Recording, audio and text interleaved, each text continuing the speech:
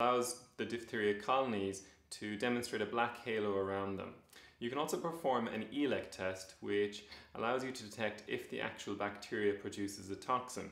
Not all biotypes of Corynebacterium diphtheria produce a toxin, but those that do have the presence of a bacteriophage in the bacteria itself, which is vital for the actual bacteria to produce an exotoxin that causes lysis and the formation of a pseudomembrane on the back of the patient's throat. In terms of the actual diseases it can cause two general illnesses in patients. We've spoken about the upper respiratory tract infection. Complications of that would include a myocarditis and involvement of the heart.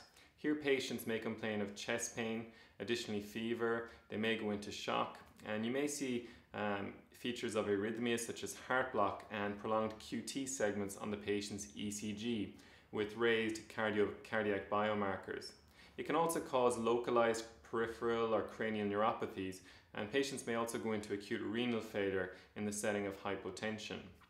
Diphtheria can also cause rarely cutaneous ulceration, but this is kind of a small note aside from the main actual presentation, which would be an upper pharyngeal infection with that pseudomembrane. Other important things you need to know about in terms of Corynebacterium diphtheria is that due to vaccination, it's really gone out of fashion, or prevalence rather, in developed countries. So in terms of the patient who's likely to present to you with diphtheria, it's more than likely to be a patient from a developing country.